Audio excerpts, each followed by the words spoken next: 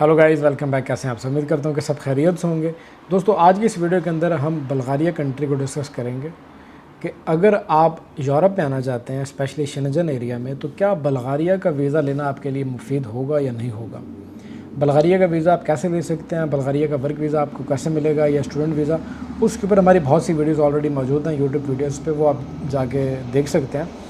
आज की वीडियो का टॉपिक है कि क्या बल्गारिया का जो वर्क वीज़ा है उसकी कितनी वर्थ है, क्या आपको वो लेना चाहिए या नहीं लेना चाहिए। सिर्फ आज इस टॉपिक के ऊपर बात करेंगे।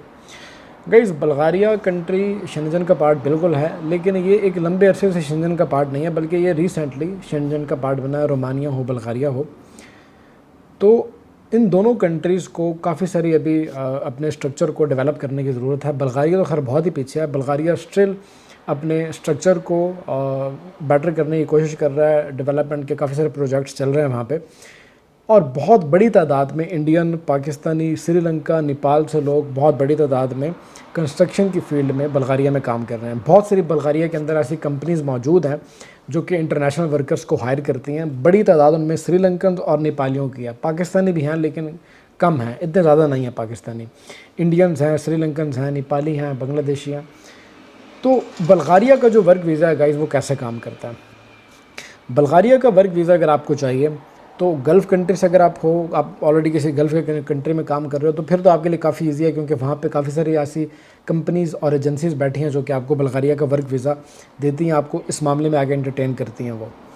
अब हुआ क्या है, हमारे रिसेंटली एक बहुत अच्छे हमारा सब्सक्राइबर है, उसके साथ हुआ कुछ ऐसा है कि उसने भी गल्फ़ कंट्री से बल्गारिया का वर्क वीज़ा लिया है।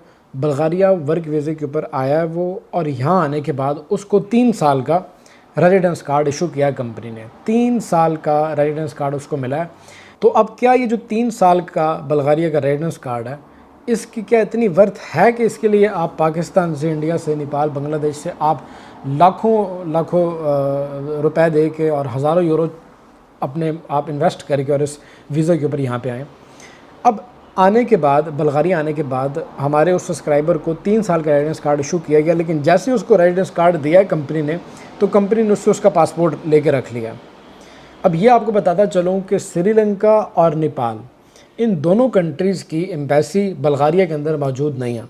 अगर आपका पासपोर्ट कंपनी रख भी लेती है तो आप कंपनी के अगेंस्ट कहाँ तक चले जाओगे, कहाँ पे कंप्लेन करोगे, आपकी एम्बेसी मौजूद ही नहीं है।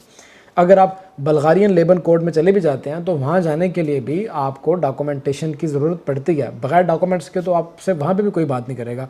अगर आप कंपनी के अगेंस्ट कोई स्टेप उठाना चाहते हैं, उसके लिए आपको लॉयर हायर करना पड़ेगा, और लॉयर हायर करने के लिए भी आपको एक अच्छी खासी अमाउंट फिर चार्ज करनी पड़ेगी अगर आप कंपनी के ख़िलाफ़ कोई केस करना चाहते हैं। तो हमारे सब्सक्राइबर के साथ भी ऐसे ही हुआ। उस भाई का उन्होंने पासपोर्ट रख लिया और उसको 3 साल का रेजिडेंस कार्ड कंपनी ने दे दिया। कंपनी ने उसको क्लियरली कहा कि भाई, अगर आपको पासपोर्ट चाहिए तो फिर हमारा रेजिडेंस कार्ड वापस कर दो, आपका रेजिडेंस कार्ड फिर कैंसिल होगा, आप फिर कैंसिल होकर अपने कंट्री वापस जाओगे। फिर इस भाई ने कंपनी को अपना रेजिडेंस कार्ड वापस नहीं किया, और इन्होंने कहा ठीक है, हम यहीं पे रहेंगे, आप हमारा पासपोर्ट रख लें, लेकिन हमें बल्गारिया का रेजिडेंस कार्ड आप हमें दे दें। तो रेजिडेंस कार्ड लेके वो भाई वहाँ पे रह रहा है। कंस्ट्रक्शन की कंपनी में वो आया था। वर्क कॉन्ट्रैक्ट के ऊपर लिखा हुआ है कि 8 घंटे काम होगा, 15 से 16 घंटे कंपनी काम करवा रही है, पैसे दे रही है, लेकिन पैसे सिर्फ इतने दे रही है कि वो ज़िंदा रह सके। मतलब खाने पीने का ख़र्चा दे रही है, अकोमोडेशन दे रही है, और थोड़े से ख़र्चे उनको प्रोवाइड कर रही है। जो सैलरी लिखी है, जो मेंशन हुई है कॉन्ट्रैक्ट के ऊपर, उतने पैसे कंपनी नहीं दे रही। जो ओवर टाइम के पैसे लिखे हैं कि अगर आप ओवर टाइम लगाएंगे तो आपको इतने पैसे मिलेंगे, वो भी कंपनी नहीं दे रही, और ओवर टाइम खुद से ज़बरदस्ती लगवा रही है।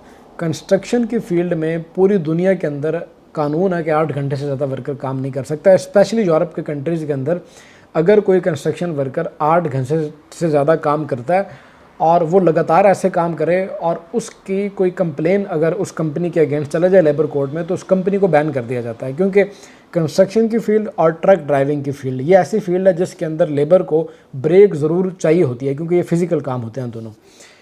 खैर, कंस्ट्रक्शन की फील्ड के अंदर वर्कर से 15 से 16 घंटे काम करवाया जा रहा है, और मुशक्क़त वाला काम है।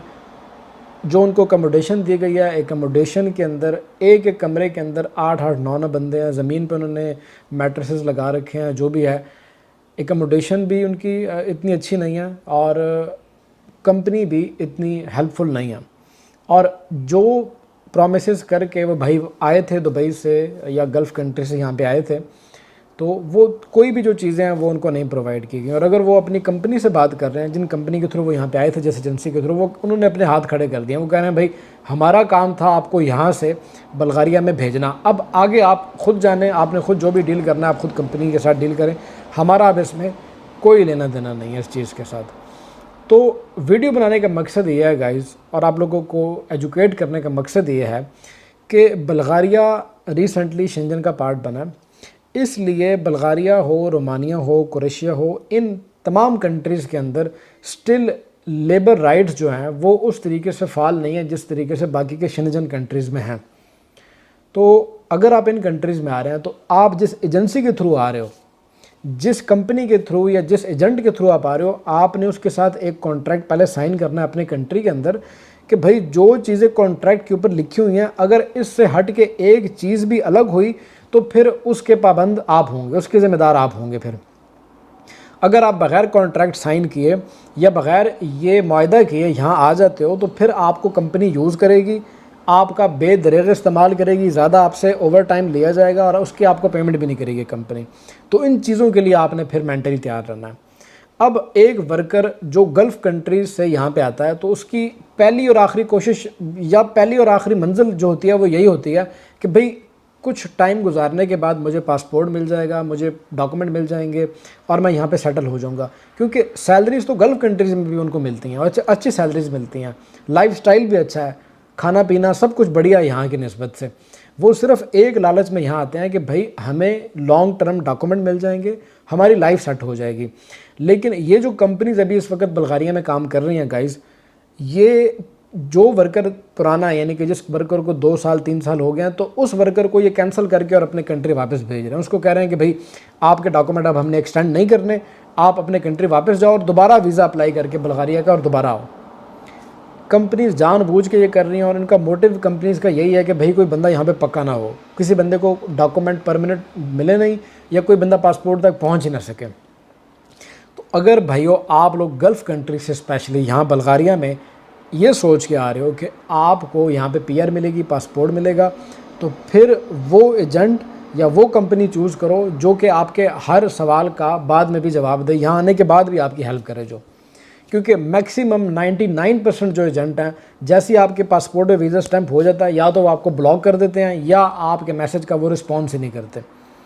तो कोशिश करें कि किसी ऐसे पायदार बंदे के थ्रू आएँ जो कि यहाँ आने के बाद भी आपको स्टेप बाय स्टेप आगे आपको गाइड करे और जिस मंजिल की तलाश में आप निकले हैं उसमें पहुँचने के लिए आपकी वो हेल्प करे। और अगर आप किसी ऐसी कंपनी में आ भी गए हो जिस कंपनी में आपको लग रहा है कि भाई यहाँ पे आप सर्वाइव नहीं कर पाओगे, तो फिर आपके पास 2 ऑप्शन है, या तो आप कंपनी चेंज कर लो किसी सोर्स के थ्रू, या फिर आप कंट्री चेंज कर लो।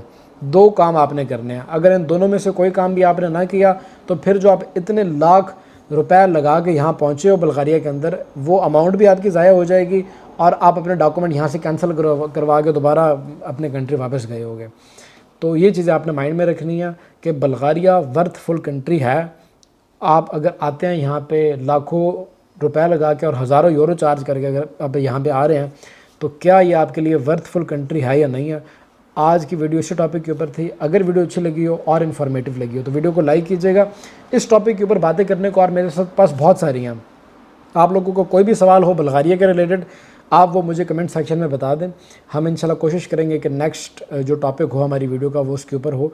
और आप लोगों के जो भी मज़ीद कोई क्वारीज़ हैं किसी और कंट्री के रिलेटेड, वो भी आप हमसे कमेंट सेक्शन में पूछ सकते हैं। इसी के साथ अब ज़िशान आसिम को दीजिएगा इजाज़त। मिलते हैं इसी तरह की किसी अगली वीडियो में, तब तक के लिए टेक केयर, अल्लाह हाफ़िज़।